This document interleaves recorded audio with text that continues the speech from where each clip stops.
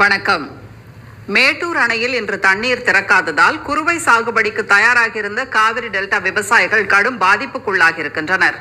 குறுவை சாகுபடிக்கு ஆண்டுதோறும் ஜூன் 12ஆம் தேதி மேட்டூர் அணையிலிருந்து தண்ணீர் திறப்பது வழக்கம். ஆனால் இன்று காலை நிலவரப்படி அணையின் நீர்மட்டம் 79.56 அடியாக சரிந்துள்ளது. இதனால் மேட்டூர் அணை வரலாற்றில் 61வது முறையாக குறுவை சாகுபடிக்கு தண்ணீர் திறக்கப்படவில்லை. இதனால் காவிரி நீரை நம்பியிருந்த சேலம் மாவட்ட விவசாயிகள் பயிர்களை காப்பாற்ற முடியாது என்று வேதனை தெரிவித்தனர். நட்டு வச்ச பயிர் எல்லாம் கருகுதுங்க. ஒரு சில இடத்துல அப்படியே குடத்தில் தண்ணி மோதி பரவலாக அப்படியே இறச்சி விட்றாங்க. அதெல்லாம் அதுக்கு சரி வராதுங்க. விவசாயம் அது மறுபடியும் அது வெள்ளாமை எடுக்க முடியுமாங்கிற சந்தேகம். தண்ணி விடலைன்னா கண்டிப்பாக அந்த விவசாயம் எடுக்க முடியாதுங்க. எல்லாம் அழிஞ்சு போயிடும். மேட்டூர் அணை திறக்கப்படாததால் திருச்சி முக்கொம்பு மேலணை நீரின்றி வறண்டு காணப்படுகிறது. இதனால் நடப்பாண்டில் தஞ்சை, திருவாரூர், நாகை, மயிலாடுதுறை மாவட்டங்களில் குறுவை சாகுபடி முற்றிலும் பாதிக்கப்படும் என விவசாயிகள் தெரிவித்தனர். கடந்த திமுக ஆட்சியில் ஆண்டுதோறும் உரிய முறையில் நீர் திறக்கப்பட்டதாகவும் 5 ஆண்டுகளுக்கு பிறகு தற்போது பாதிப்பை சந்தித்துள்ளதாகவும் அவர்கள் கூறினர்.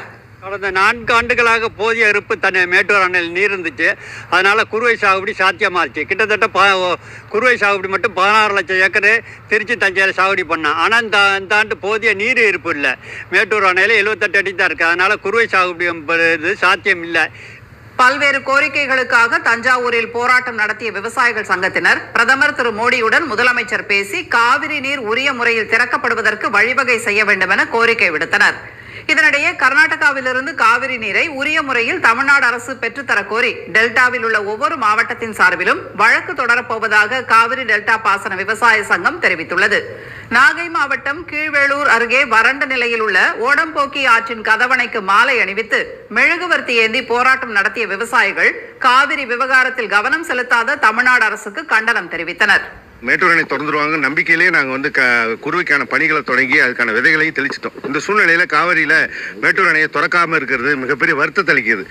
அது மட்டும் இல்லாம ஒட்டுமொத்தமா இன்னைக்கு காவிரி மேலாண்மை வாரியம் 19 டிஎம்சி தண்ணியை திறக்கணும்னு சொல்லியிருக்கு. இது வரைக்கும் அது திறக்க மறுக்குது. ஒழுங்காற்று கூட எதுக்கான எந்த நடவடிக்கையும் எடுக்கல. இந்நிலையில் கடந்த 4 ஆண்டுகளில் ஜூன் 12ஆம் தேதி தண்ணீர் திறக்கப்பட்டதை சுட்டிக்காட்டியுள்ள பாமக தலைவர் திரு அன்புமணி, அந்த காலகட்டத்தில் குறுவை சாகுபடி பரப்பு 6.31 லட்சம் ஏக்கர் என்ற உச்சத்தை எட்டியதை நினைவு கூர்ந்துள்ளார்.